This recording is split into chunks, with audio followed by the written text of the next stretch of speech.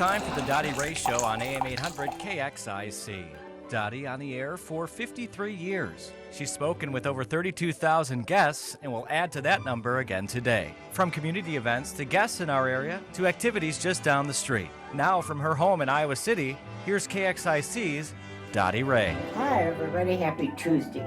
Tuesday, my sponsor, Iowa Book, right across from Old Capitol since 1920. And 53 years ago today, on September 4th, 1959, I did my first show. My guest was Mrs. Virgil Hancher, whose husband was president of the university. We were both very nervous, and we survived.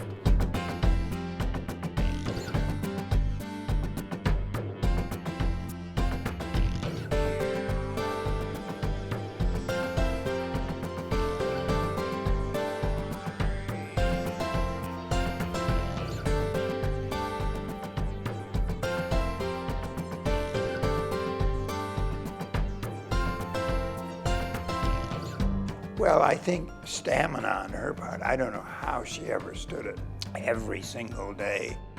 Every weekday, so for 54 years, you just do some math and you can figure out how many guests she had. She'd find these people that were just wonderful. She really cares about you and your family and what's happening. On the other hand, she doesn't complain or talk to you about what might be bothering her. It's just all about you. It's a big secret she's got. You know, I don't have a secret. I think I'm just naturally snoopy. She got on the air and she had a purpose. Whoever was there, they were the star. They were the ones that was their radio show, and she just facilitated it.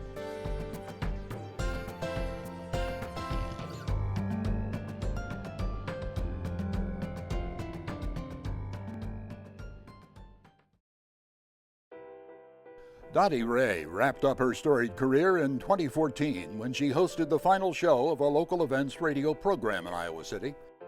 Dottie made a life telling other people's stories. Now you have a chance to hear hers. Dottie's story begins here in Eagle Grove, Iowa. Dorothy Dottie Klein, born in 1922, the third daughter of Fred and Mary Klein, showed signs of taking her own path right from the start. She was really independent and she had really good friends, but I think she was born a journalist. My older sisters had been very involved with 4-H and were experts in it. I failed at every test in 4-H club. She was always encouraged to do whatever she wanted to do. And so she had pretty much all freedoms at a pretty young age. My life always was in town with my school. I went to Eagle Grove High School. And she had this love of the newspaper and love of journalism from a very young age. I lived a mile from the school, but I lived at the school. I found all sorts of reasons to be there. But I worked also in the superintendent's office and as well as at the Eagle Grove Eagle from the time I was a sophomore in high school. She just loved school, loved learning, loved getting the scoop. From that age, I began learning, just by watching. And the Eagle was a weekly newspaper where everything happened in that one place, and I learned the very basic part of journalism.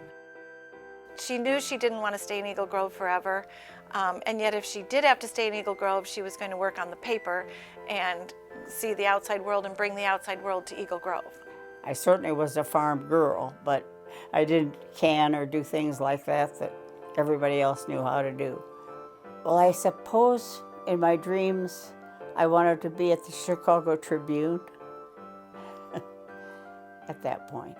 I don't think anyone stood in her way, which was pretty awesome, especially when you think of when she was growing up. No one said, no, you can't.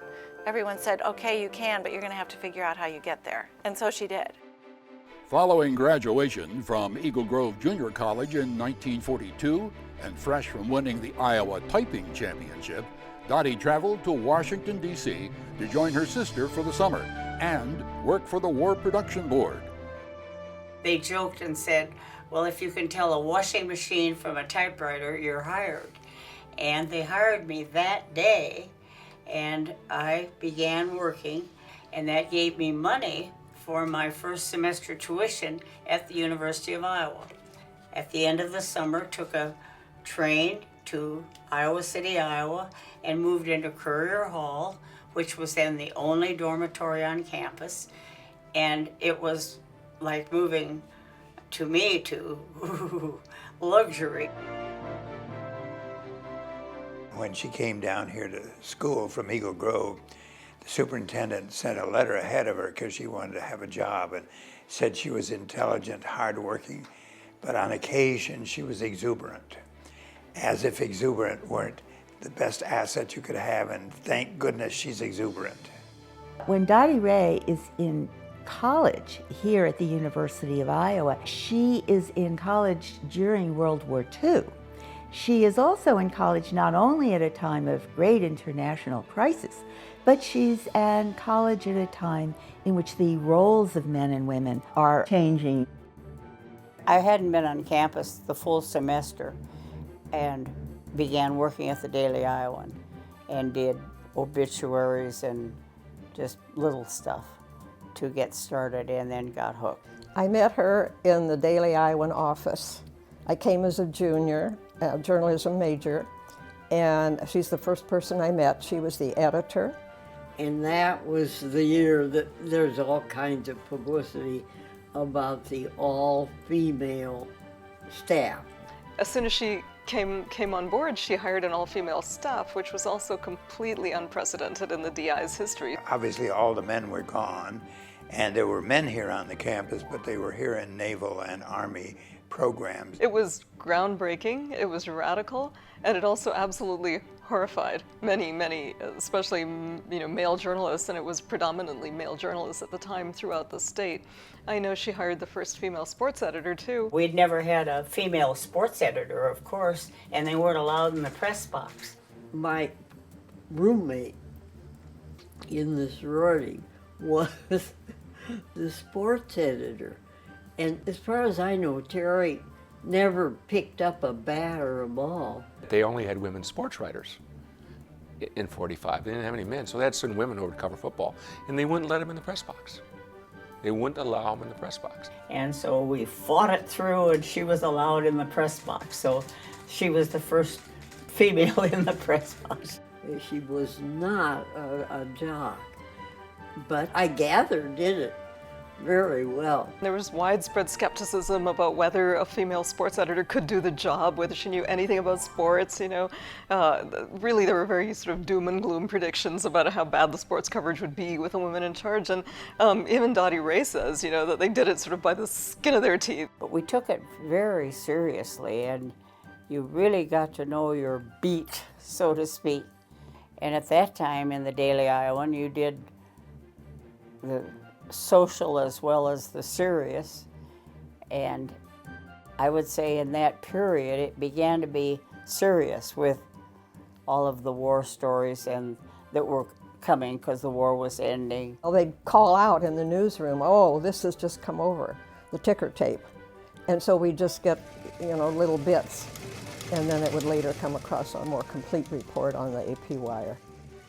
When the Associated Press would be sending in stories, they would be screaming and running around in the newsroom because here they were a central part of news, literally in the community. It would not have been an easy time to be the editor of the DI. And, we thought we lived through contentious time in Vietnam in the 60s, and even now, it's nothing compared to what she was living through or what they were living through. I mean, you guys know enough about World War II that it was horrible. It was beyond horrible. All their friends were there. The reason that the women were there is all the men they knew were gone. And all those men not only were gone, they were in harm's way. And so she had to cover that. So she was out hawking papers on D-Day, so she was walking down the streets, if you can picture downtown Iowa City back in that time period. On D-Day, we put out an extra because it happened during the night. And so we went out all over Iowa City screaming extra, extra at 2 and 3 in the morning. To have good friends out in Manville Heights screaming extra, extra and lights going on was very exciting. It was a lot of fun. I thought this was sort of big-time stuff, frankly, being from a small town. The country was in the throes of the Second World War, and it was a time when women were moving into occupations that had previously been denied to them because the men were being drafted and going to war. So, Dottie Ray came into journalism at a time when women were actually stepping up into these roles. And we wore blazers that had the Daily Iowan imprinted on them, black blazers, which solved a lot of dressing problems. And they all were dressed in like a very professional looking white blouse and these blazers. And I said, why the blazers? And she said, well, the men wore suits. She was part of a very sort of exciting movement for women at that time, and she certainly, I think, sort of took full advantage of the environment in her own career. And so the history of the student body at Iowa is transformed in many ways by the opportunities that women seized during the war. She really did kind of fight her way into the world of journalism, which was a very male-dominated world. And it was because she was really good at what she did. It wasn't because she was good for a woman. She was just good. And so I think she just paved the way for other women to be able to do things. I think that whole era of the war, and reading a lot of history, I would say changed a lot of people's attitudes about women, because they were left to do jobs that had been previously done by men. And they did a really good job of them. She put out a great paper.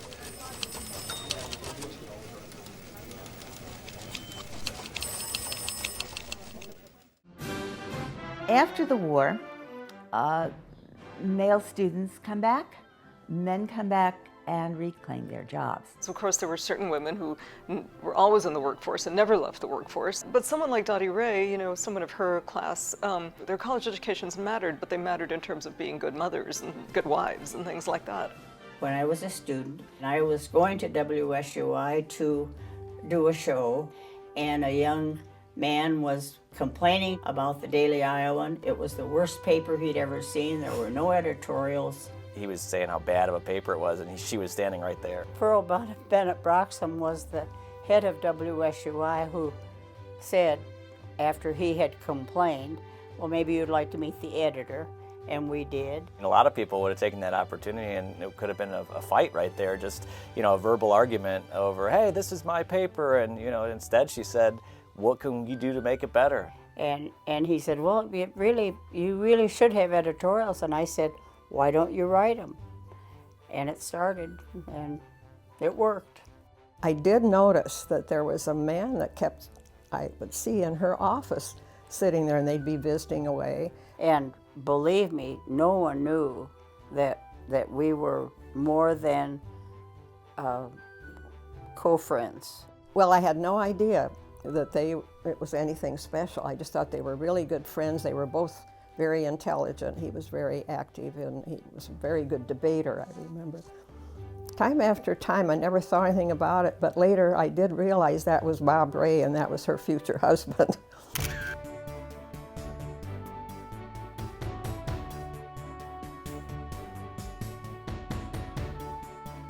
Our subsequent marriage was quite a surprise to a lot of people. And it turned out she and Bob sort of eloped in Albany. They went on the campaign trail for Governor Dewey, who was running for president. We had received our master's together, and then he'd gone on and received his PhD. He did his major research on Mr. Roosevelt and Mr. Dewey. And when he was interviewing and doing that, he met Mr. Dewey several times, and so Mr. Dewey hired him. And all these old politicians, of course, just totally fell in love with the two of them. He was a speechwriter and traveled with Mr. Dewey and went through the gubernatorial campaign, then the presidential election of '48, and then the next gubernatorial campaign. We lived a block from the Capitol. It was an idyllic life for two young people. And Bob traveled on the train with Mr. Dewey, and that was an exciting 3 years. I appreciate it now more than I did then.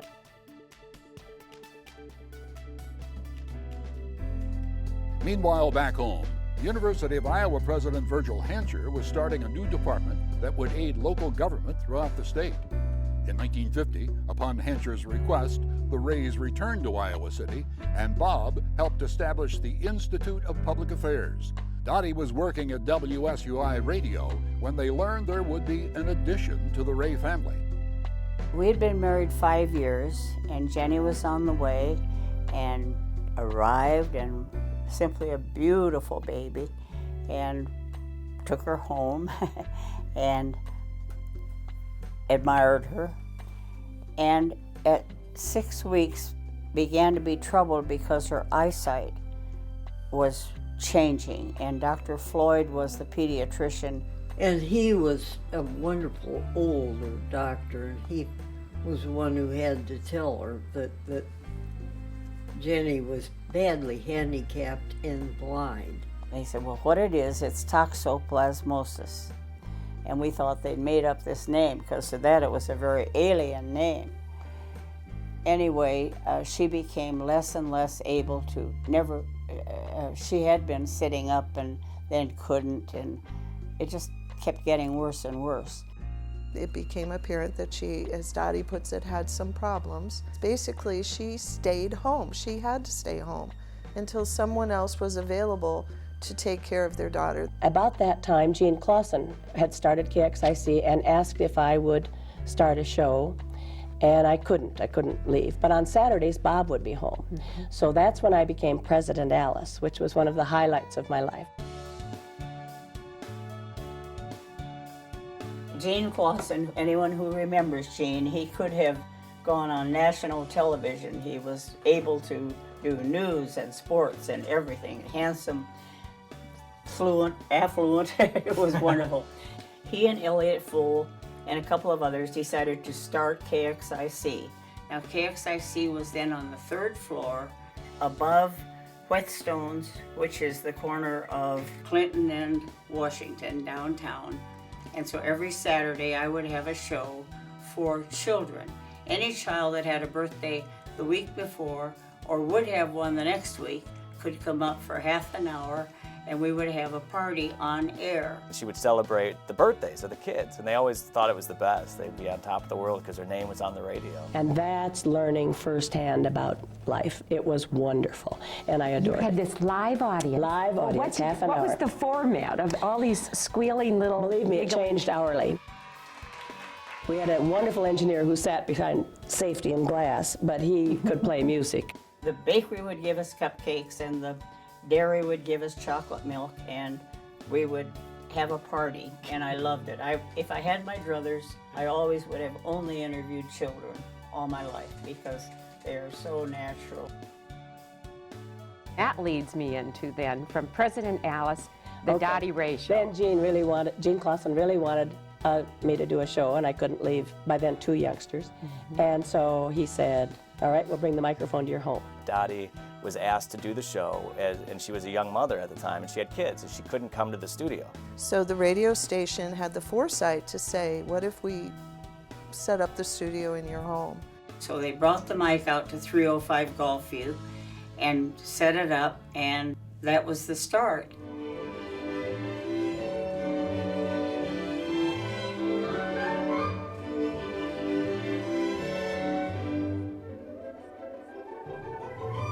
Dottie's show is different because it is a small town show done on a phone line at her apartment. That you don't see anywhere, really. So the Dottie Ray show was literally a 15-minute program every weekday, and anyone who had a fundraising event, a play, any kind of an event involving the community was welcome to come in. It's kind of like going to her house just to, sit down and have a cup of coffee. She always serves coffee. You walked into her apartment and you could smell the aroma of hazelnut coffee. It was just like, oh my gosh. So you go into her den, and I was looking around because I did work in broadcasting. It's like, well, where's the malt box and where's the equipment? And nope, she's just got a little switch she flips on a console. In her one little room where she has all of the awards that she's won all over the walls, I think they could be on the ceiling by now. The first thing she does makes you really comfortable. And so she has a way of getting you to talk on her show. She then opens up and just asks you some very basic questions, and then occasionally gets in those good ones, and that she can ask things that are very specific, usually very community oriented. All of a sudden you forget the microphone's on and you're on the air, and then it's done, and wow, the phone's ringing and people want to help. I think there may be some television programs that strive for a more home-like ambiance, but I think everybody's aware that it's a set. And with Dottie Ray, though, it was her real home, and so she was so sincere and so genuine, and kind of there was that sense of belonging that that she conveyed through her program, and so I think it was very much part of her appeal. Yeah, Dottie's radio program is always fun to be on, but you have to be on your toes. Because Dottie always has the good question there somewhere. So I think she draws people out because she makes you comfortable, and then she starts asking you all kinds of questions, and you kind of feel like you're sitting in her living room, and all of a sudden someone says, "Oh, I never knew that about you." "Oh, I know, Dottie got it out of me." She's such a likable person, and nobody had a problem with Dottie. But you never were somebody in the community unless you were on Dottie's show, and so she just kept the local interviews coming every day, and it just became a staple. It was still a time when being a career woman was unusual, and they had courage to go out and do what they did. Some of them, I'm sure, were not as fortunate as me, who had a husband that encouraged this. Bob was somebody who was very prominent at the university, but Dottie was on her own thing and doing her own area of expertise in journalism and mass communication. I remember every night they would process their days and kind of share all the things they had learned during the day, and my dad was just as interested in learning from her as she was in learning from him. Bob Ray was wonderful. He had a lot of poise, and you could never upset him. He could go to a meeting and sit there the entire time and have everybody discussing and trying to make a decision, and then with 3 sentences he could say, "What if we did thus and so?" And everything he became involved with, he became president of. Well, Bob Ray was in charge of anything that nobody else was willing and able to handle, including the educational channel now called Iowa Public Television. And he dealt not only well with the public, but he also was the Big Ten representative from the university for many years. So he was a mover and shaker. He was very into athletics. He was the president of the NCAA, but he was the faculty rep to the Big Ten. We never missed an Iowa football game, ever. And he was in the press box. My mom and I were in the stands. He was loads of fun. Oh, one of the most fun things about him, he was a great imitator. You should hear him do Churchill. He could do it better than Churchill. Great personality. He did stand up to put himself through college. He was just this great guy. Probably the best sense of humor of anyone you would ever have met, and never cruel.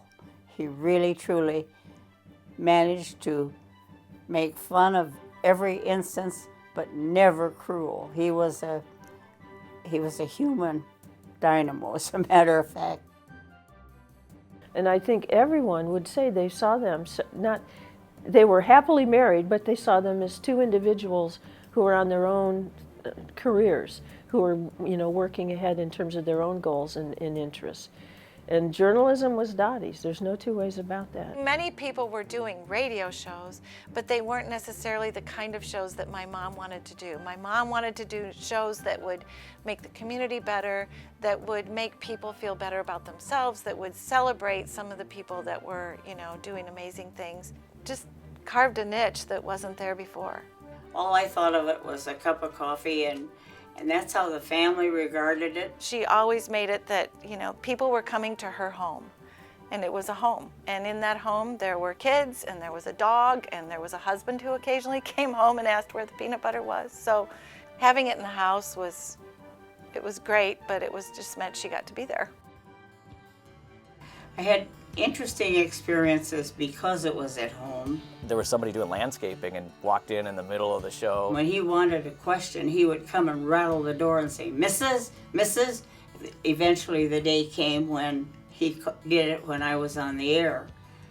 And so I ignored him, and he kept banging louder and louder. Finally, he came charging in. He realized who she was, and "You're Dottie Ray," and he just screams that out in the middle of the show. And I had earphones on at that time, and I could hear my announcer just roaring from the station. And he said, well, the guys and I were wondering, because every day a car drives up and people get out and come in, and 15 minutes later we just wondered what that was. And that is just one of my favorite stories. And she never took herself too seriously at all, but the show was important. That had to be up to snuff and well done. Well, she has a very wry sense of humor, and it catches you when you're least expecting it. I remember when guests didn't show up and how she filled 15 minutes, and it was great. She had a way of getting across to the listeners that she wasn't happy if a guest didn't show up.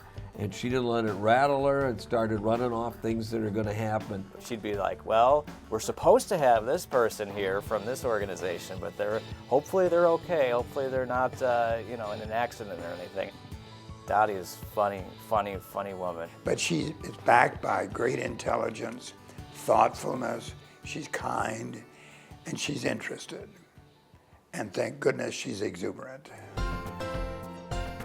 The Dottie Ray Show would go on to run for over 50 years, providing a forum for the community with a positive tone, all the while avoiding controversy. I mean, she would bring people in and not bring up the controversy, but give them visibility and priority in the community. But she managed to do it so diplomatically and with so much flair and kind of goodwill that she didn't attract a lot of negative attention. In fact, quite the opposite. Well, Dottie was so well respected by so many people, and knew and knows so many people, that literally anything Dottie would endorse would be something that everyone in the community would listen to. Every fundraiser or event planner has a list of things that you do when you plan an event. And the person who was going through this with me said, now this is one that's only on Iowa Citians' list. And it says, call Dottie Ray. A lot of people have events and that they're trying to promote and trying to get to grow. And she was very good at always helping people do that. I mean, putting the spotlight on things that other people wouldn't have known about unless they were on her show. She got on the air and she had a purpose. And whoever was there, they were the star. They were the ones that was their radio show, and she just facilitated it. And the best hosts do that. When people were on her show, they knew there was to get the community information out there, and they also knew they were going to be heard. And a lot of people that were on that show, after they were on the show, they go out to the grocery store or out in the community. I heard you on Dottie Ray. I know she gets our paper, she gets the Press Citizen, she gets the Gazette, she gets the Register. So she is really in tune with what's going on, and if you want to be a journalist for 50 years, you have to know what's going on. You know the people that listen to you. You know the people that advertise with you. You don't know that in larger cities. And it's kind of cool. It's a little Mayberry-esque, but I kind of like Mayberry-esque, and I know that, she did too. Her voice was so fabulous on air. I mean, it's just she still has such a strong, wonderful voice. And she became known for that. So she would do a lot of style shows. She was asked to do commencement for the University of Iowa. She provided color commentary at University of Iowa commencement exercises. And Dottie would be on the radio describing whose daughter that young woman was and what her graduate degree was in, etc. Or a little about the family if she knew them, and she knows everybody, so many times she did know them. Plus, she had such a great ability to create the celebration, to describe the celebration, to describe what was going on around her. I mean, she's always been such a good reporter, for lack of a better word. I was reading an article about this, that you kind of tell the story behind the mortarboards. It's fun. I love it because I guess I'm a snoopy person, and I love to go over before commencement and talk to people who are graduating and parents who are graduating, and you get the feel. There is a story under every one of those mortarboards, and you see the parking lot filled with U-Haul trailers and all of that as they're headed out for their lives, and I love that. Oh, it is really something. The crowd is wonderful. Many, many children, all generations, all ages. Now hear the crowd. They're beginning to see the graduates coming down those aisles. Try to picture down every one of the sets of steps, there are graduates appearing. Oh, it's really beautiful. In the spring of 1995, Dottie and Bob's first child, Jenny, passed away. She lived much of her life in special care centers and continued to bring joy to her family when they visited nearly every week. The impact that Jenny's life had on the community is one that she would never comprehend. We learned a great deal from having Jenny of what was not available. There was nothing in Johnson County for this kind of situation. Then, of course, Dottie went to work with all the handicapped groups, and they weren't nearly as accepted or as organized as now. You know, no one was really saying some of the words out loud when my sister was born. She had this program, you see, to kind of give the time, and that was a fabulous gift. And these people are doing really good things, and this is what they're doing, and it's hard to say no. Dottie was involved with a lot of nonprofit organizations. Well, she's greatly advanced them by making them better known in the community, and that's what they need to be. They need to be known, their missions need to be understood and appreciated, and she's done that. She publicized things, she went out and raised money for them, just total dedication. Thousands and thousands of guests. And you think about all the different nonprofits, almost every day it was a nonprofit or somebody with an effort to support somebody in need. She personally either led the fundraising campaigns or the teams that got a number of our very well-established now nonprofit organizations going, from Goodwill to United Action for Youth, the Ronald McDonald House, Lutheran Social Services, the Iowa City Public Library Friends Foundation, Oak Knoll Retirement Residence. She believes in the mission of the nonprofit. She really does. She thinks that people should be helping people through those avenues. Bob and I were involved with getting Goodwill Industries here in Iowa City and all of that, Systems Unlimited and all of that. We just worked toward this in so many ways.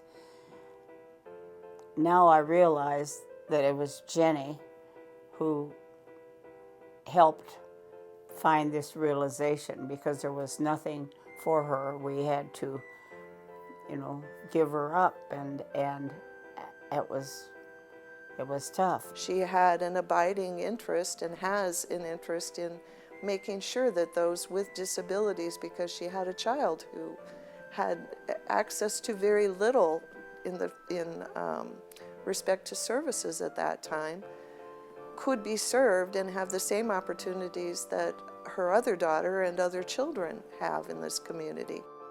Is there one contribution that you're the most pleased about, or would that be unfair to single out?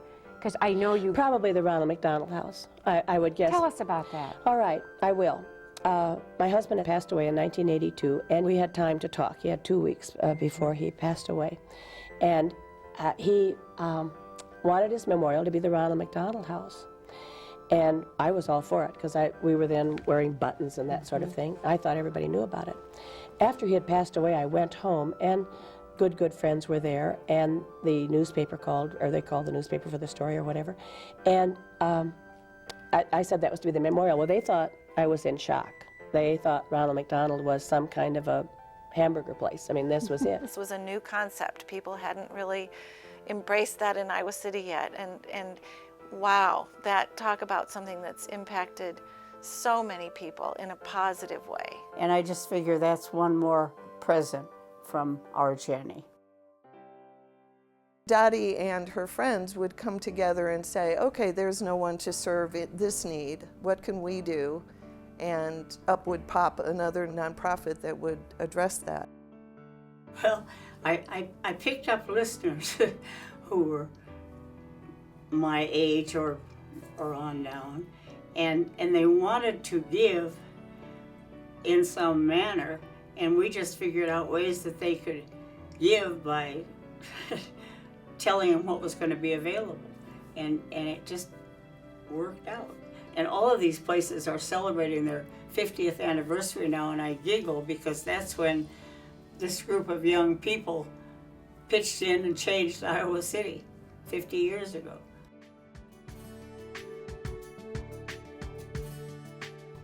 Bill, the publisher of the Daily Iowan, he always goes through this list of alumni, and Dottie's always part of it. He always talks about how she paved the way for women. Dottie Ray is a rock star at the DI because we talk about her. I show them their picture, and then I take her out to meet her, and they're always like, my God, it's an unbelievable resource. I know she's like really kind of this like local star. She had her radio show for, what was it, over like 50 years. And so it's just inspiring to me because I want to think of myself as like a newsroom leader, and I'm considered one. And I want people to look up to me and like come to me for help and like do all of the things that I felt like Dottie did for her staff. So she's a great role model for all our students, but especially for women. Well, she's incomparable, and she has meant so much to this community, and she's put her arms around the community, and we've been greatly benefited. I just can't stress how unusual it is for someone to have a broadcasting career for nearly 56 years.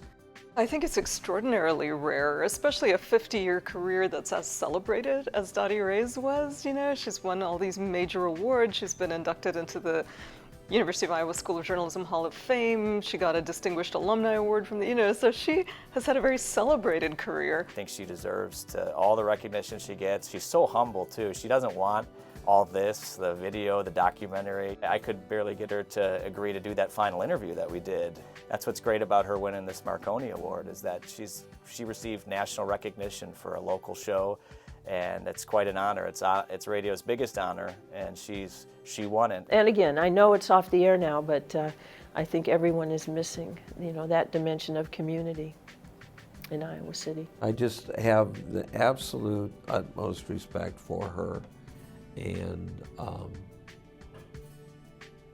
if she's watching this and she would like to unretire, she's always got a place here.